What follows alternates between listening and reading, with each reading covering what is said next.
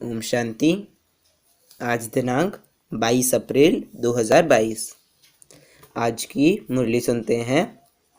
बाबा बोले, मीठे बच्चे, बाबा आया है तुम बच्चों से दान लेने।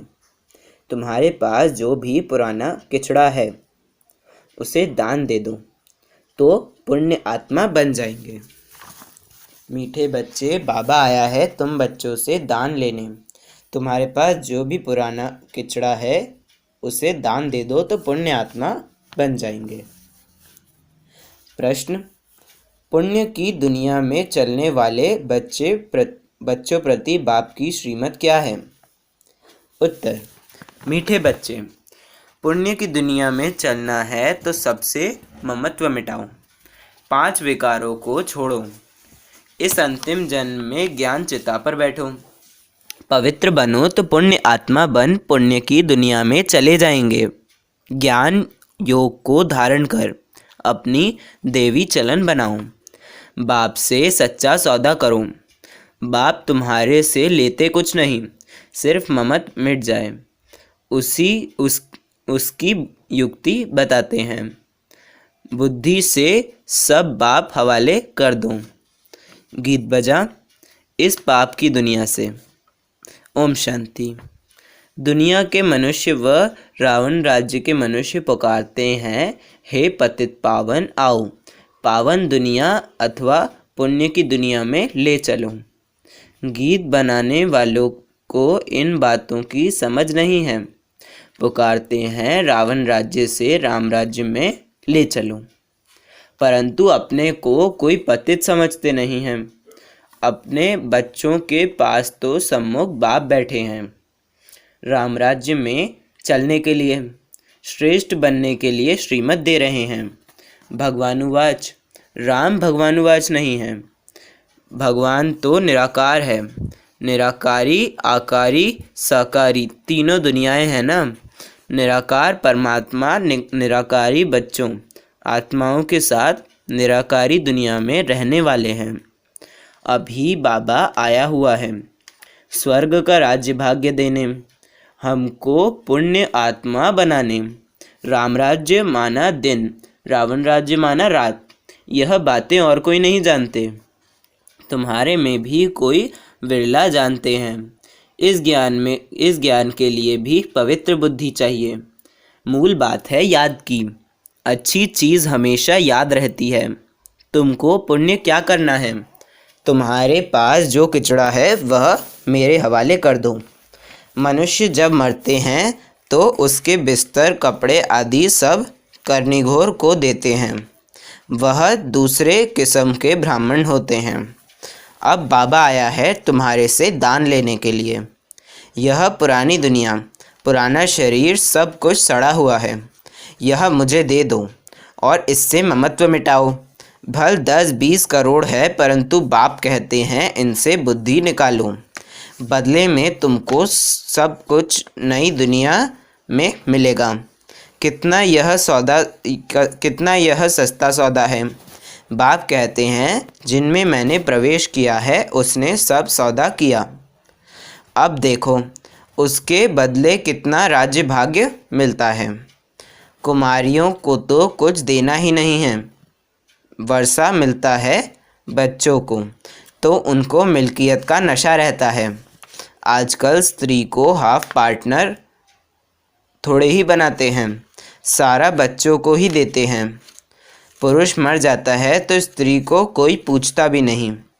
यहाँ तो तुम बाप से फुल वर्षा लेते हो, यहाँ तो कोई मेल फीमेल का सवाल ही नहीं, सब वर्षे के अधिकारी हैं।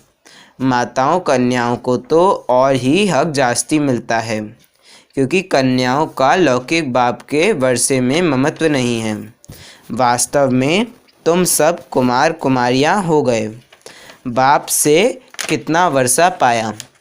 एक कहानी है। राजा ने बच्चियों से पूछा, किसका खाती हो? तो एक ने कहा अपने भाग्य का, तो राजा ने उसे निकाल दिया। वह बाप से भी साहूकार हो गई।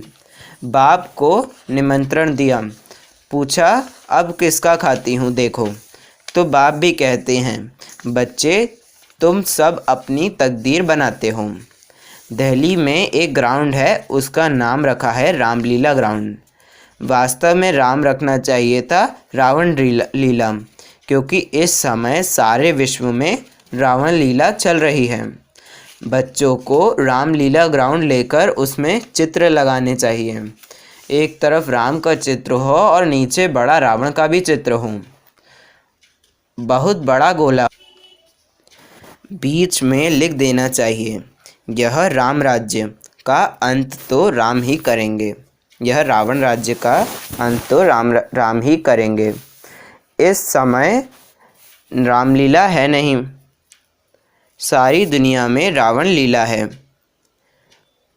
रामलीला होती है सतयुग में, लेकिन सभी अपने को बड़ा अक्लमंद समझते हैं, श्री श्री का टाइटल रखाते हैं। यह टाइटल तो है निराकारी परमपिता परमात्मा का, जिस द्वारा श्री लक्ष्मी नारायण भी राज्य पाते हैं। अब बाबा आया है तुमको भक्ति रूपी अंधकार से छुड़ाने, सोजरे में ले जाते हैं। जिनमें ज्ञान योग होगा उनकी चलन भी देवी होगी। आसुरी चलन वाले किसका भी कल्याण कर नहीं सकते। झट मालूम पड़ जाता है इसमें आसुरी अवगुण है या देवी गुण। अभी तक कोई संपूर्ण तो है नहीं, अभी बनते हैं तो बाबा तो दाता है, तुमसे क्या लेंगे। जो कुछ लेते हैं वह तुम्हारी सेवा में लगा देते हैं। बाबा ने इसको भी सरेंडर कराया। भट्टी बनानी है, बच्चों को पालना करनी है। पैसे बिगैर इतनों की पालना कैसे होगी। पहले बाबा ने इसको अर्पण कराया, फिर जो आए उनको भी अर्पण करवाया, परंतु सभी को एक रस अवस्था तो बनी नहीं, बहुत चले भी गए। बिल्ली के पुंगरों की कहानी। नंबरवार पुरुषार्थ अनुसार सब पक कर निकले। बाबा तो पुण्य की दुनिया में ले चलते हैं, सिर्फ कहते हैं 5 विकार को छोड़ो, हम तुमको प्रिंस प्रिंसेस बनाएंगे। ब्रह्मा का साक्षात्कार घर बैठे बहुतों को हो जाता है। वहाँ से लिखकर भेजते हैं, बाबा हम आपके बन गए हैं, हमारा सब कुछ आपका है। लेकिन बाबा कुछ लेते नहीं हैं। बाबा कहते हैं सब कुछ अपने पास रखो। यहाँ मकान बनाते हैं, कोई पूछते हैं पैसा कहाँ से आया। अरे इतने ढेर बच्चे हैं बाबा के।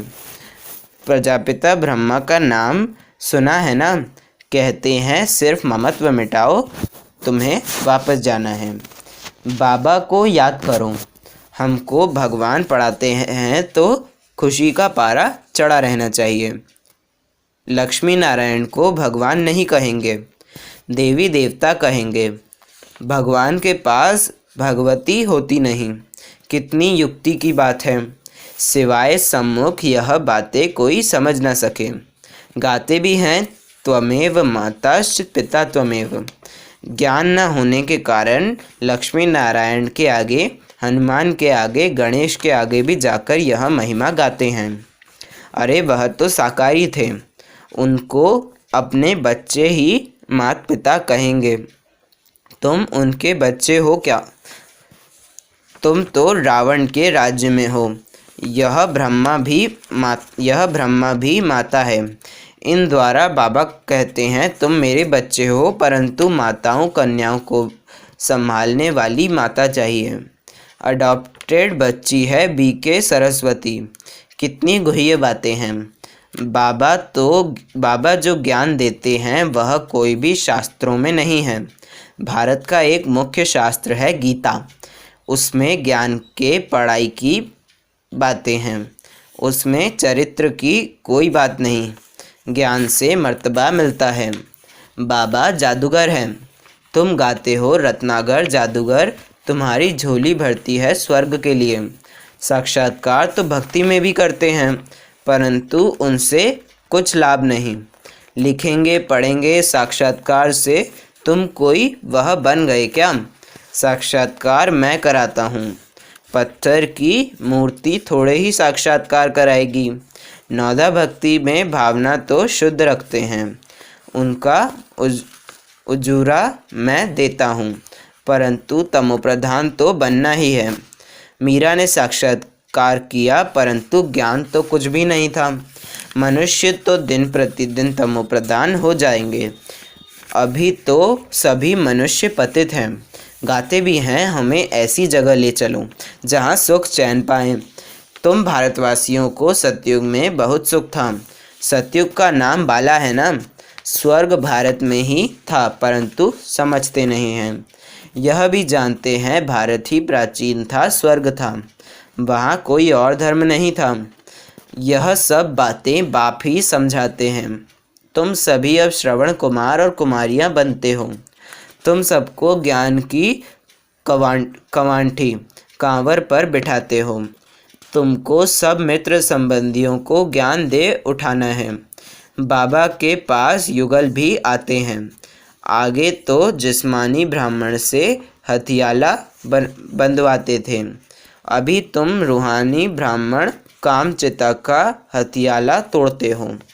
बाबा के पास आते हैं तो बाबा पूछते हैं स्वर्ग में चलेंगे। कोई कहते हैं हमको स्वर्ग यहाँ ही है। अरे यह अल्पकाल का स्वर्ग है।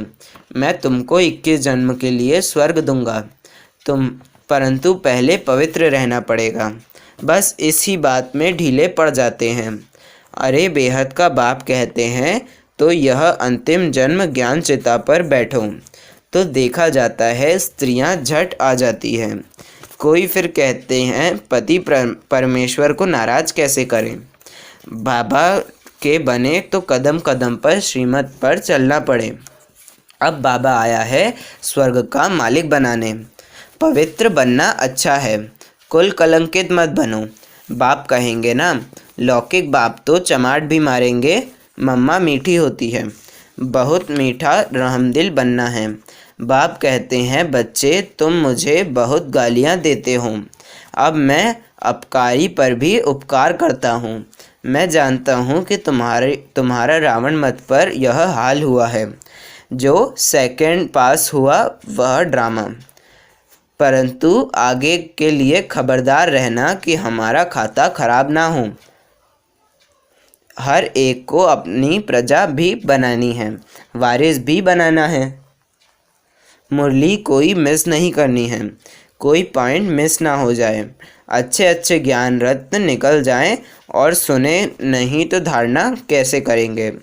रेगुलर स्टूडेंट मुरली कभी मिस नहीं करेंगे। कोशिश कर रोज़ वाणी पढ़नी चाहिए। अच्छा, मीठे मीठे सिकिलदे बच्चों प्रति माता पिता बाप दादा का याद प्यार और गुड मॉर्निंग। रूहानी बाप की रूहानी बच्चों को नमस्ते। हम रूहानी बच्चों की भी रूहानी बाप दादा को याद प्यार गुड मॉर्निंग और नमस्ते। धारणा के लिए मुख्य सार। पहली पॉइंट है अपना खाता खराब ना हो, इसके लिए बहुत खबरदार रहना है। कभी कुल कलंकित नहीं बनना है। पढ़ाई रोज़ पढ़नी है, मिस नहीं करनी है। दूसरी पॉइंट है श्रवण कुमार कुमारी बन ज्ञान कवाठी कांवर पर सबको बिठाना है। मित्र संबंधियों को भी ज्ञान दे उनका कल्याण करना है। वरदान दिया बाबा ने, अपने ऑक्यूपेशन की स्मृति द्वारा मन को कंट्रोल करने वाले राजयोगी भव। अपने ऑक्यूपेशन की स्मृति द्वारा मन को कंट्रोल करने वाले राजयोगी भव। डिटेल है अमृत वेले तथा सारे दिन में बीच बीच में अपने ऑक्यूपेशन को स्मृति में लाओ कि मैं राजयोगी हूँ, राजयोग की सीट पर सेट हो रहूँ। राजयोगी माना राजा, उसमें कंट्रोलिंग और रूलिंग पावर होती है। वह 1 सेकंड में मन को कंट्रोल कर सकते हैं। वह कभी अपने संकल्प, बोल और कर्म को व्यर्थ नहीं गवा सकते। अगर चाहते हुए भी व्यर्थ चला जाता है तो उसे नॉलेजफुल व राजा नहीं कहेंगे। स्लोगन, स्व पर राज्य करने वाले ही सच्चे स्वराज अधिकारी हैं। स्व पर राज्य करने वाले ही सच्चे स्वराज अधिकारी हैं। मातेश्वरी जी के अनमोल महावाक्य। इस अविनाशी ज्ञान पर अनेक नाम धरे हैं। इस अविनाशी ईश्वरीय ज्ञान पर अनेक नाम धरे गए हैं, रख गए हैं। कोई इस ज्ञान को अमृत भी कहते हैं, कोई ज्ञान को अंजन भी कहते हैं। गुरु नानक ने कहा, ज्ञान अंजन गुरु दिया। कोई ने फिर ज्ञान वर्षा भी कहा है, क्योंकि इस ज्ञान से ही सारी सृष्टि सब्ज हरी भरी बन जाती है। जो भी तमोप्रधान मनुष्य हैं वो सतयुगी मनुष्य बन जाते हैं और ज्ञान अंजन से अंधियारा मिट जाता है। इस ही ज्ञान को फिर अमृत भी कहते हैं, जिससे जो मनुष्य पांच विकार की अग्नि में जल रहे हैं उससे ठंडे हो जाते हैं। देखो, गीता में परमात्मा साफ कहते हैं, कामेषु क्रोधेषु। उसमें भी पहला मुख्य है काम, जो ही पांच विकारों में मुख्य बीज है। बीज होने से फिर क्रोध, लोभ, मोह, अहंकार आदि झाड़ पैदा होता है। उससे मनुष्यों की बुद्धि भ्रष्ट हो जाती है। अब उस ही बुद्धि में ज्ञान की धारणा होती है। जब ज्ञान की धारणा पूर्ण बुद्धि में हो जाती है, तब ही विकारों का बीज खत्म हो जाता है। बाकी सन्यासी तो समझते हैं विकारों को वश करना बड़ी कठिन बात है। अब यह ज्ञान तो सन्यासियों में है ही नहीं, तो ऐसी शिक्षा देवे कैसे? सिर्फ ऐसे ही कहते हैं कि मर्यादा में रहो, परंतु असल मर्यादा कौन सी थी? वो मर्यादा तो आजकल टूट गई है। कहाँ वो सतयुगी त्रेतायुगी देवी देवताओं की मर्यादा, जो गृहस्थ में रहकर कैसे निर्विकारी प्रवृत्ति में रहते थे। अब तो सच्ची मर्यादा कहाँ है? आजकल तो उल्टी विकारी मर्यादा पालन कर रहे हैं। एक दो को ऐसे ही सिखलाते हैं कि मर्यादा में चलो। मनुष्य का पहला फर्ज क्या है वो तो कोई नहीं जानता।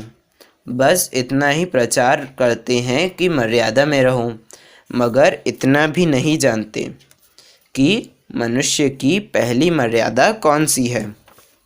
मनुष्य की पहली मर्यादा है निर्विकारी बनना। अगर कोई से ऐसा पूछा जाए, तुम इस मर्यादा में रहते हो, तो कह देते हैं, आजकल इस कलयुगी सृष्टि में निर्विकारी होने की हिम्मत नहीं है। अब मुख से कहना कि मर्यादा में रहो, निर्विकारी बनो, इससे तो कोई निर्विकारी बन नहीं सकता। निर्विकारी बनने के लिए सब पहले इस ज्ञान तलवार से इन पांच विकारों के बीज को खत्म करना, तभी विकर्म भस्म हो सकेंगे। अच्छा, यह थे आज के महावाक्य। ओम शांति।